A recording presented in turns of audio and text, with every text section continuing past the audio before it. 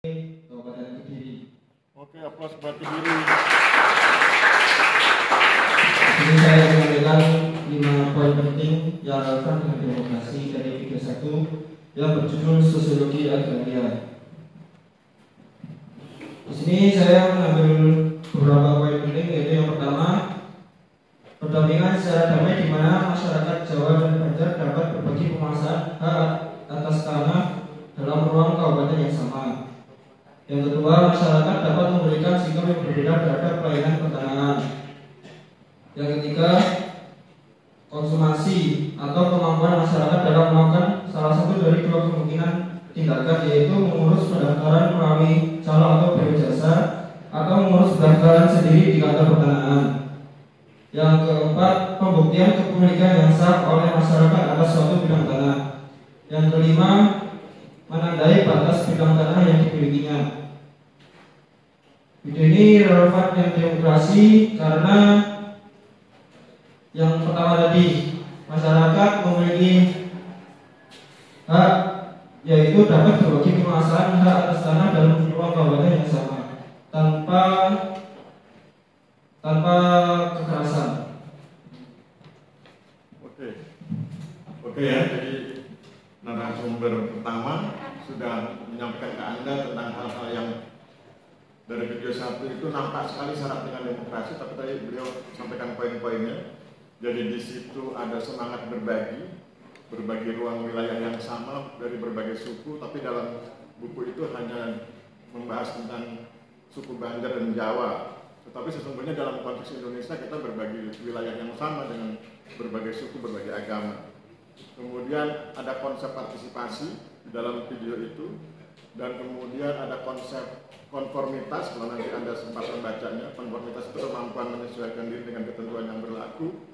Kemudian ada semangat untuk mencintai negeri ini, dan kalau Anda perhatikan semangat konformitas, mencintai negeri, berbagi, partisipasi, itu kan ruh dari demokrasi. Demokrasi itu intinya adalah masyarakat diberi kesempatan untuk turut serta dalam pengambilan keputusan, baik tahap perencanaan, pelaksanaan, monitoring, dan evaluasi.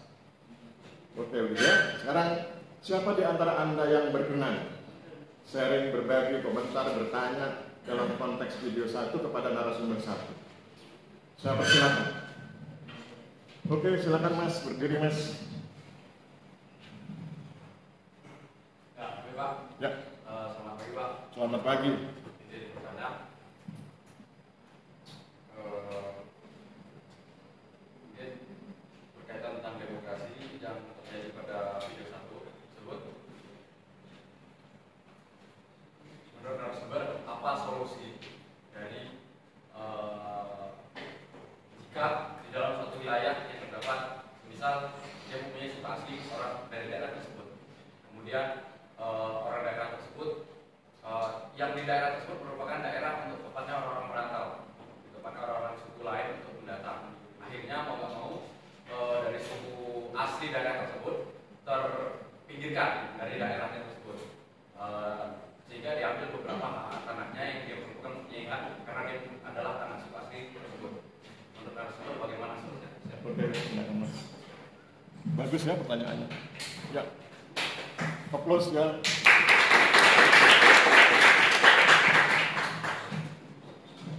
Menurut saya solusinya adalah yang saya sebutkan tadi, yaitu konsumasi, yaitu kemampuan masyarakat dalam melakukan salah satu dari 2 kemungkinan tindakan, yaitu mengurus melalui biro jasa atau mengurus pendaftaran sendiri di kantor pertanahan, yaitu apabila suku asli itu merasa dipinggirkan ke suatu daerah yang seharusnya menjadi miliknya sendiri, itu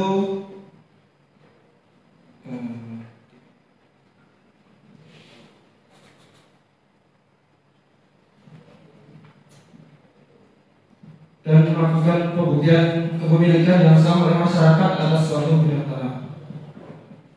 Jadi masyarakat asli tersebut harus membuktikan kepemilikan yang sah pada masyarakat yang merantau.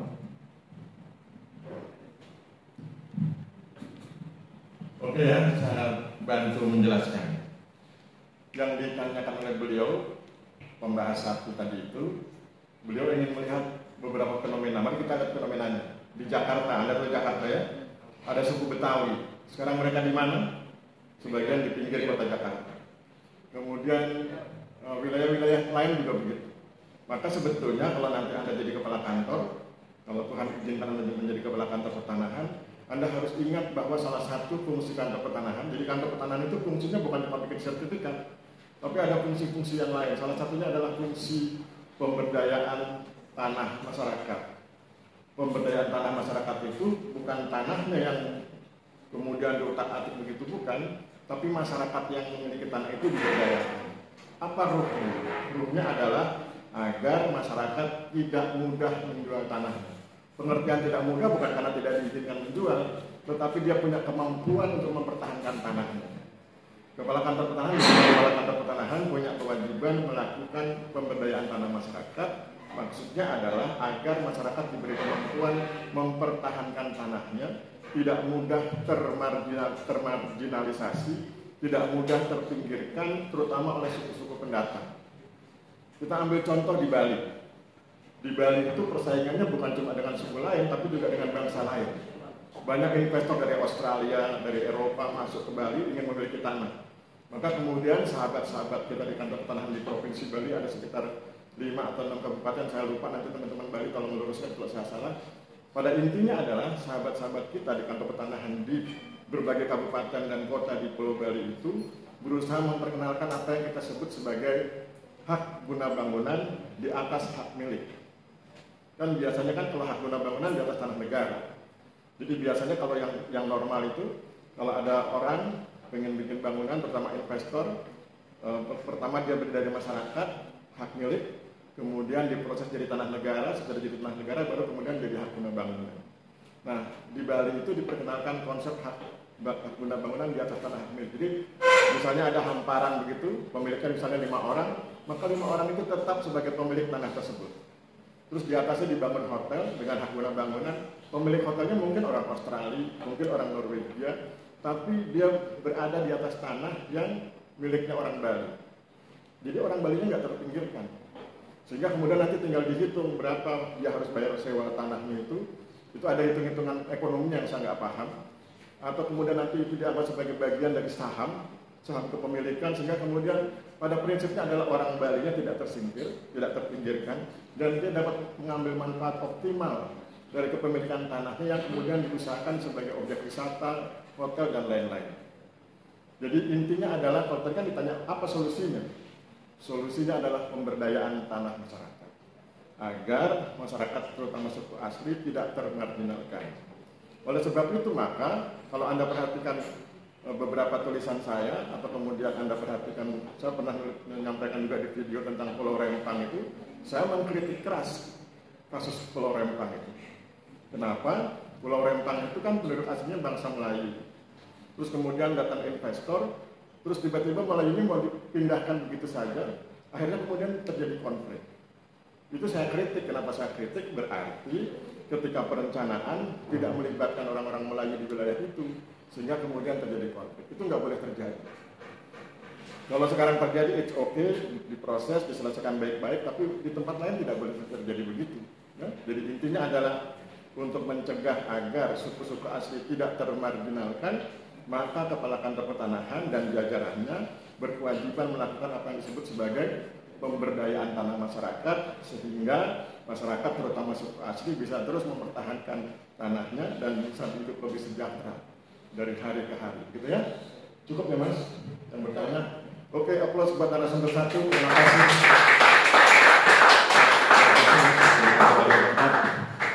Berikutnya video 2, silakan.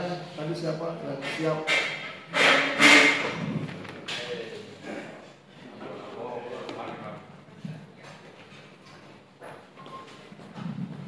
Bicara dulu sih. Oh iya.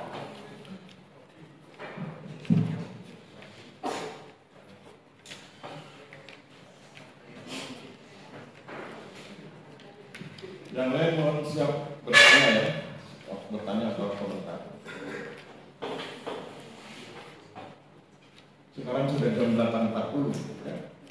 Jadi 30 menit lagi selesai perkuliahan.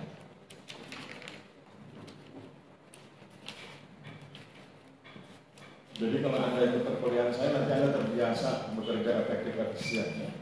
Waktunya singkat tapi hasilnya banyak gitu ya. Oke, kita dengarkan narasumber dulu. Perkenalkan diri dulu, Mas. Perkenalkan, nama saya Satria Fitra Putra, asal SMA 2 Blora. Blora, oke, buat Blora.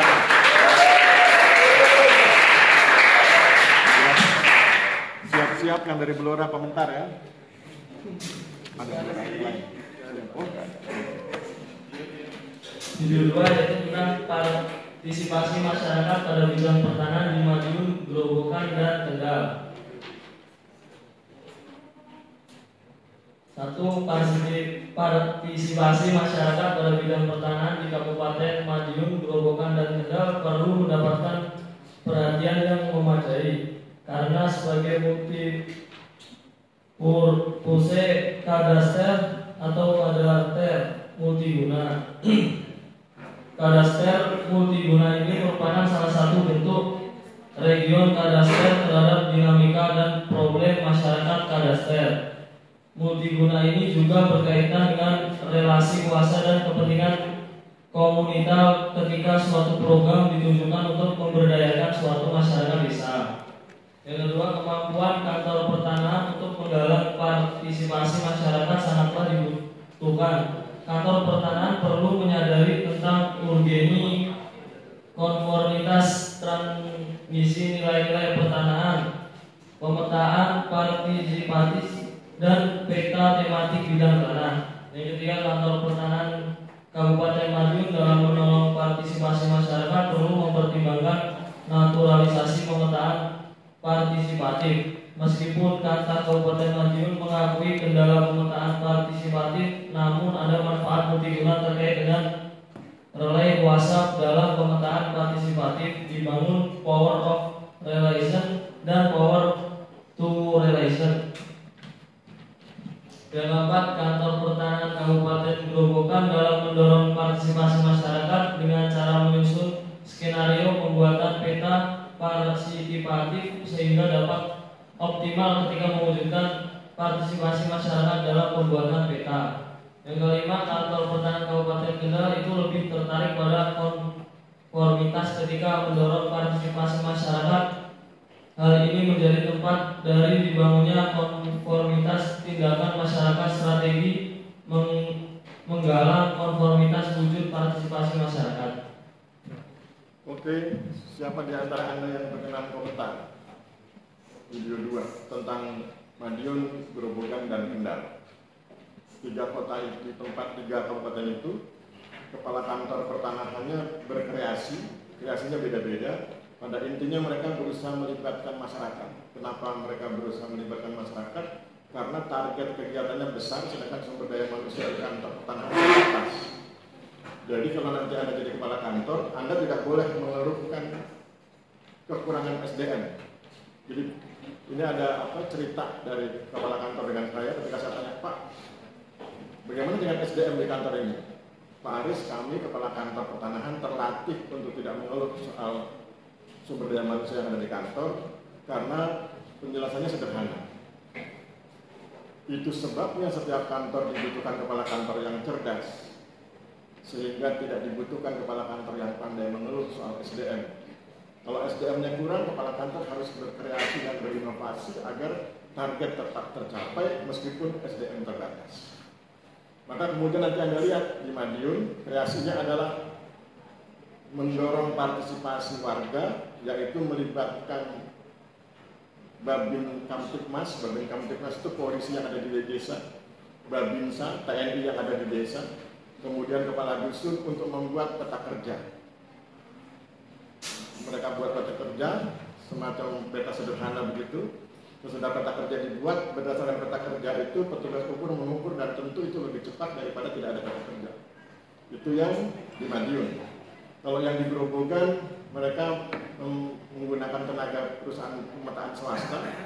Perusahaan swasta itu mendidik kepala dusun, ketua RT, dan tokoh masyarakat untuk membuat peta kerja, dan peta kerja itu kemudian digunakan oleh petugas kantor pertanahan. Kalau di Kendal, mereka lebih mengoptimasi kemampuan melobi, kemampuan berdiskusi, kemampuan mempersuasi yang dimiliki oleh teman-teman petugas kantor pertanahan untuk masuk ke desa-desa dan mengajak perangkat desa untuk membuat peta kerja. Sesudah itu peta kerja digunakan untuk pengukuran. Jadi pengukuran bidang tanah itu lebih cepat kalau ada peta kerjanya. Makin akurat peta kerjanya, makin mudah pengukuran bidang tanah. Sehingga kemudian target pencapaian sertifikat berhasil dipenuhi. Ya? Itu. Oke, siapa di antara Anda yang berkenan komentar, bertanya atau apapun? Ya? Silakan. Ada yang berkenan? Saya ingin dengar suara perempuan di ruangan ini. Berarti saya dengar suara laki-laki terus ya. Mana yang perempuan? Silakan hands up, angkat tangan. Yang dari Blora ya? Ada. Oke Mbak, silakan berdiri Mbak biar nampak. Ya, silakan. Selamat pagi. Izin bertanya. Perkenalkan dulu Mbak, siapa? Izin perkenalkan diri, nama saya Naya Sabita Putri, asal dari Sumatera Utara. Oh iya, jauh. Oke. Jadi Pak, bagaimana konsep kadastar multiguna dapat secara konkret memberdayakan masyarakat dalam bermanfaatan optimal sumber daya tanah dan bagaimana hal ini mendukung prinsip demokrasi? Oke, terima kasih Mbak ya. Silakan narasumber. Pertanyaannya berat ya, itu untuk dosen sebetulnya pertanyaan. Oke, nggak apa-apa. Silakan Mas narasumber, barangkali bisa. Ya, kadastar multiguna.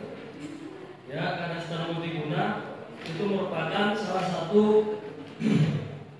bentuk region kadastar terhadap dinamika dan problem masyarakat kadastar. Multiguna ini juga berkaitan dengan relasi kuasa dan kepentingan komunitas ketika suatu program ditujukan untuk memberdayakan suatu masyarakat desa.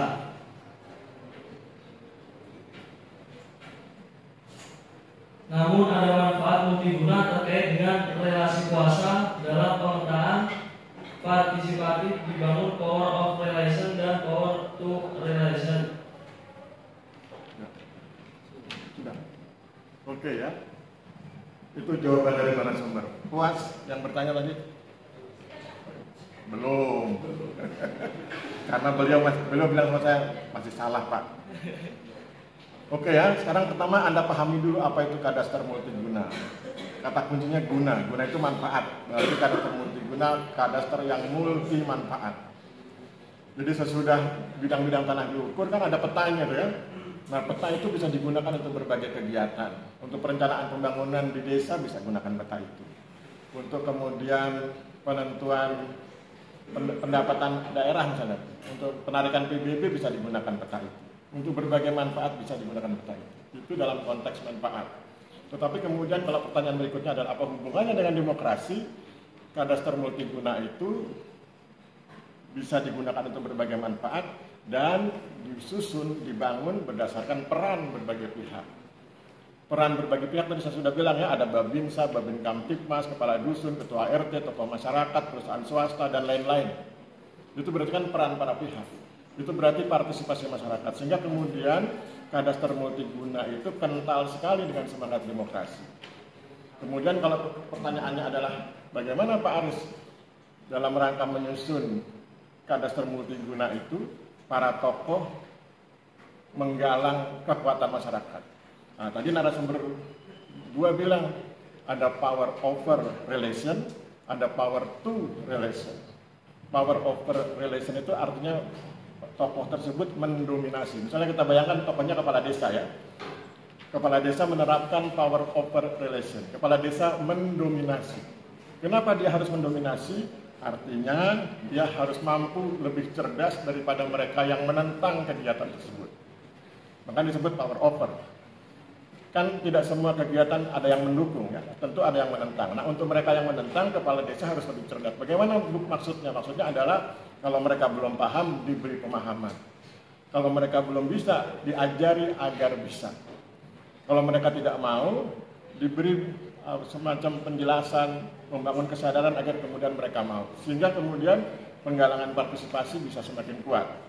Itu power over relation. Ada juga power to relation. Power to relation ditujukan pada mereka yang mendukung kegiatan, tetapi masih belum berkemampuan. Maka semangatnya adalah memberdayakan. Kalau power over relation, semangatnya adalah mendominasi. Kalau power to relation, semangatnya adalah memberdayakan. Dia ingin bantu, tapi belum punya kemampuan, diberi kemampuan. Dia ingin bantu, tapi belum tahu caranya, diajarkan caranya.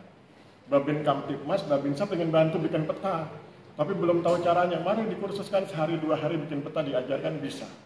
Ya, itulah kira-kira multipurpose kadaster dengan hubungannya dengan demokrasi, kemudian kaitannya dengan penggalangan partisipasi. Ya, mudah-mudahan cukup ya. Oke, terima kasih. Aplaus buat narasumber 2. Terima kasih. Berikutnya narasumber 3. Ya.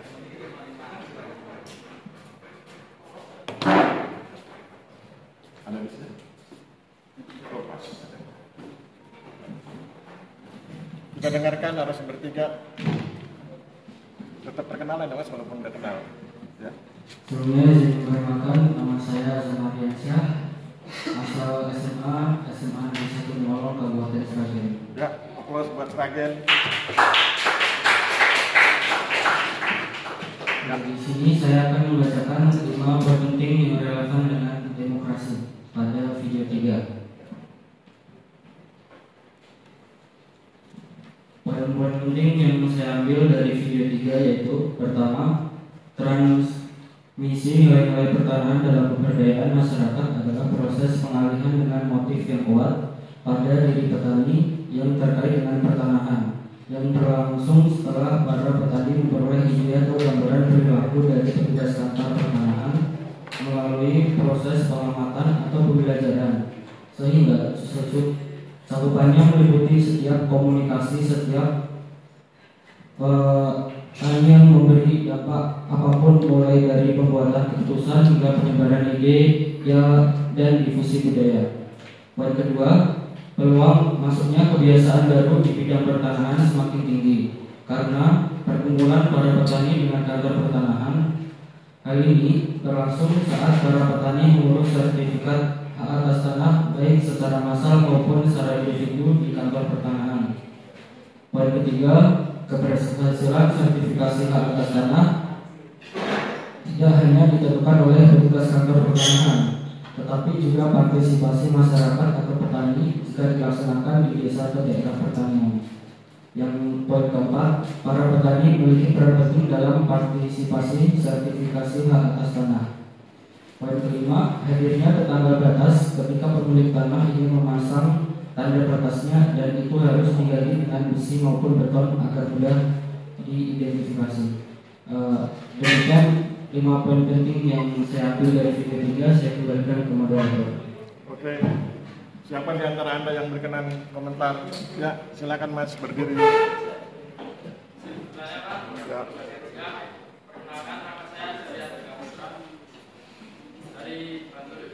Oke, aplaus buat Bantul.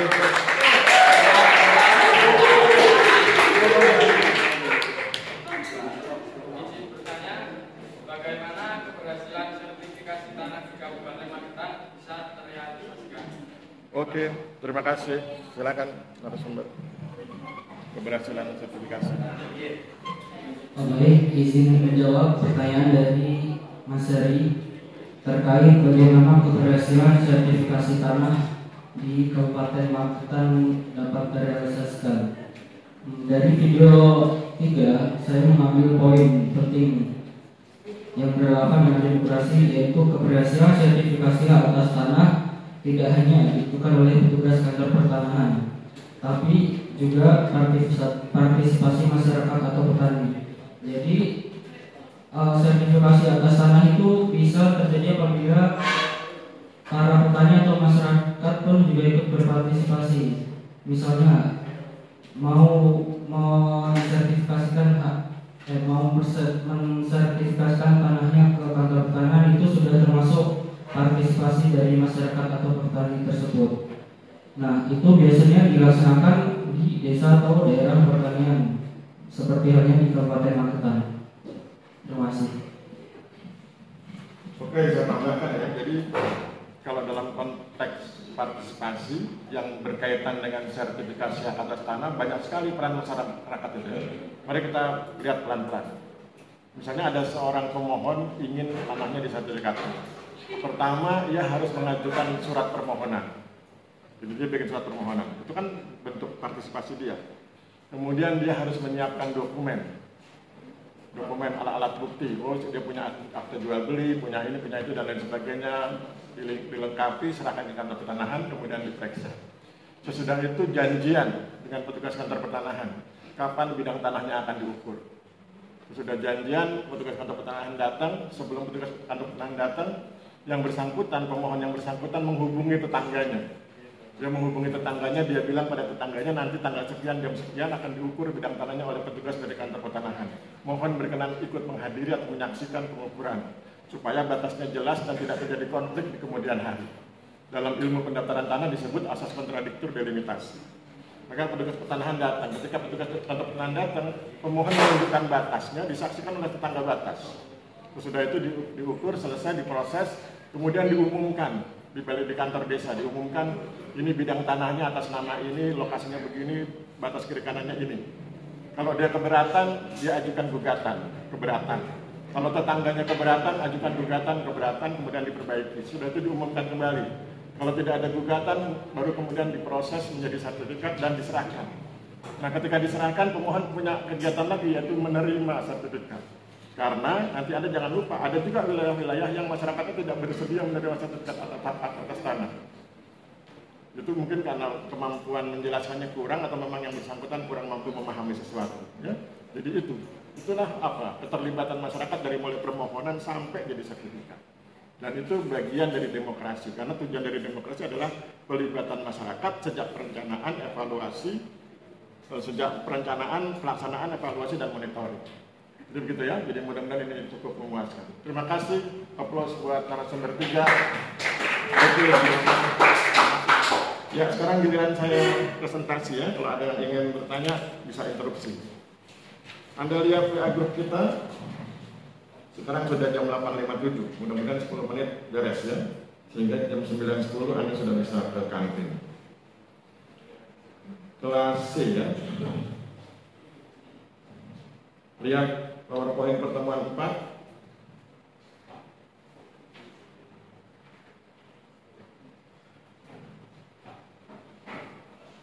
Anda lihat slide kedua, makna demokrasi. Sebetulnya makna demokrasi itu ada 2 slide, ada banyak sekali omongnya, tapi saya cuma ingin sebutkan yang poin 1. Karena dari tadi sebetulnya kita bicara tentang poin 1 ya. Demokrasi adalah bentuk pemerintahan di mana semua warga negaranya memiliki hak setara dalam pengambilan keputusan yang dapat mengubah hidup mereka. Oleh sebab itu Anda paham ketika kemudian tadi saya mengkritik kasus Pulau Rempang itu ya. Jadi itu kan tiba-tiba masyarakat Melayu ini harus segera meninggalkan lokasi karena lokasinya akan digunakan oleh investor. Bagi saya itu melanggar demokrasi. Jadi tadi saya sudah ulang berkali-kali bahwa kalau ngomong soal demokrasi, masyarakat harus dilibatkan atau harus berpartisipasi sejak dari perencanaan, pelaksanaan, evaluasi, dan monitoring. Kalau itu tidak dilaksanakan berarti tidak demokratis, gitu ya. Itu. Kemudian kita lewati, Anda coba lihat di slide yang kelima. Slide yang kelima itu semacam uraian singkat tentang demokrasi di Indonesia. Tahun 1945 sampai dengan tahun 1948 saya menyebutnya sebagai persiapan demokrasi. Karena kita baru selesai merdeka, jadi masih bingung mengelola negara ya. Maka kita menyebut persiapan. Kemudian sesudah oke, maka sejak 48 sampai dengan 59 kita mengalami apa yang saya sebut sebagai demokrasi liberal atau demokrasi parlementer. Demokrasi liberal atau demokrasi parlementer ciri khasnya adalah ada Perdana Menteri. Kepala negaranya presiden, kepala pemerintahannya Perdana Menteri. Yang mengurus urusan pemerintahan sehari-hari itu Perdana Menteri. Perdana Menteri diangkat oleh parlemen. Parlemen terdiri dari beberapa partai sehingga Anda harap maklum, kemudian sering sekali terjadi perbedaan pendapat di parlemen dan dampaknya adalah kabinet runtuh. Jadi setiap ada perbedaan pendapat, kabinetnya runtuh. Bahkan ada kabinet yang umurnya cuma sekitar 3 bulan atau 2 bulan gitu sudah runtuh. Akibatnya berikutnya adalah pembangunan tidak bisa dilaksanakan karena belum sempat kerja sudah bubar. Itu demokrasi liberal. Kemudian karena lihat suasana seperti itu, Soekarno bilang, nggak, kalau begini kapan membangunnya? Padahal kan Soekarno selalu bilang bahwa kemerdekaan itu pintu gerbang bagi Indonesia yang sejahtera, adil, dan makmur. Tapi kalau tiap hari berdebat di parlemen, tiap 3 bulan kabinetnya runtuh, kapan membangunnya? Maka kata Soekarno, kalau gitu saya ambil alih. Dia menerapkan demokrasi terpimpin. Kepala negaranya Soekarno, kepala pemerintahannya Soekarno. Meskipun kemudian itu dikritik oleh beberapa tokoh Indonesia yang menyebut sebagai pemerintahan yang diktator ya, tapi itu situasional. Karena situasinya seperti itu ya. Anda pernah dengar ada dekret Presiden 5 Juli 1959 itu kan karena memang parlemen itu hobinya berdebat. Sehingga kemudian suruh bikin undang-undang dasarnya nggak bisa. Makanya kemudian Badan Konstituante kan dibubarkan oleh Soekarno, kemudian beliau mengeluarkan dekret Presiden 5 Juli 1959 kembali ke UUD Undang-Undang Dasar 1945. Jadi itu situasional kondisional. Nah kemudian ada gerakan PKI dan anti PKI, yang pro PKI dan anti PKI, kemudian Soekarno runtuh digantikan Orde Baru. Demokrasinya apa? Orang Orde Baru menyebutnya demokrasi Pancasila. Tapi bagi para kritikus, mereka menyebut demokrasi Pancasila versi Orde Baru. Kenapa ditulis versi Orde Baru? Karena suka-suka Orde Baru mendefinisikan Pancasila. Pancasila artinya kemudian TNI, polisi boleh jadi gubernur. Ya? Semua pejabat, kalau zaman Hindia Belanda kan cuma ada 1 gubernur jenderal. Zaman Hindia Belanda. Zaman Orde Baru hampir semua gubernur jenderal. Beda ya. Zaman Hindia Belanda hanya ada 1 gubernur jenderal di Batavia. Sesudah Soeharto naik, hampir semua gubernur adalah jenderal. Artinya TNI dan Polri. Itu yang kemudian dikritik banyak pihak. Dan itu akhirnya kemudian tumbang atas gerakan mahasiswa. Dan kemudian muncul era reformasi. Maka kemudian muncul demokrasi Pancasila versi reformasi. Versi kita saat ini. Maka kemudian kita mulai mengenal itu. Pemilihan presiden langsung. Dulunya kan yang milih presiden MPR. Kenapa kita pengen langsung? Kita nggak begitu percaya sama MPR. Ya, jadi kemudian kita pilih langsung, suka-suka kita mau pilih presiden yang mana. 1, 2, 3 silahkan.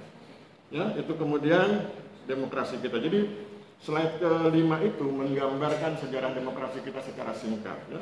Kemudian kalau ingin lihat uraiannya di slide-slide berikut. Itu kemudian Anda juga tahu ya, Undang-Undang Dasar itu berkali-kali di amandemen. Ya. Ada sekitar 4 kali mungkin di amandemen itu. Nah, apa perbedaan amandemen versi Indonesia dengan amandemen versi Amerika Serikat? Kalau di versi Amerika Serikat itu, kalau ini undang-undang dasarnya, amandemennya itu diletakkan di belakang, disebut lampiran. Jadi amandemen gaya Amerika Serikat itu, ini undang-undang dasar, kemudian dilampirkan amandemen itu, perubahan-perubahannya. Itu amandemen gaya Amerika Serikat. Amandemen gaya Indonesia enggak begitu. Amandemen gaya Indonesia langsung batang tubuhnya diubah. Sehingga kemudian bagi generasi berikut dia sulit membedakan mana konstitusi yang asli, mana yang sudah dicampur aduk. Itu kemudian Anda jangan heran muncul isu dari beberapa tokoh untuk kembali ke Undang-Undang Dasar 1945 sebelum amandemen. Tetapi risikonya kalau itu kembali kan kita jadi harus milih presidennya berdasarkan MPR, karena kita nggak begitu percaya dengan MPR. Kita ingin pilih presiden langsung sesuai dengan selera kita, tinggal nanti dihitung yang ini berapa persen, ini berapa persen, kemudian ditentukan yang paling banyak persentasenya sebagai presiden. Gitu ya. Itu tentang amandemen. Apalagi tentang TNI kembali ke barak. TNI dan Polri kembali ke barak, nggak boleh ikut sosial politik, tidak boleh ikut politik. Jadi kalau Anda perhatikan TNI, polisi, PNS seperti saya nggak boleh kemudian berpihak pada salah satu calon presiden. Nggak boleh. Kita harus netral. Maka kemudian itu yang harus dilaksanakan. Kenapa harus netral? Karena TNI, polisi, dan PNS itu melayani siapapun presidennya. Nanti dia harus melayani. Misalnya presiden yang ini punya kebijakan jalan tol, ya dia harus dukung jalan tol. Yang ini bilang, oh kalau gitu perlu apa misalnya X, ya kita dukung X. Karena itu kan program masing-masing presiden, ya? Dan itu menjadi sesuatu yang penting. Itu sampai di situ, nanti yang lainnya Anda baca sendiri. Ya? Penjelasan itu ada contoh bagaimana tanah hutan rakyat dalam konteks demokrasi. Nanti Anda baca sendiri. Sampai di sini siapa yang ingin komentar, tanya, dan lain-lain? Ada? Sekarang jam berapa?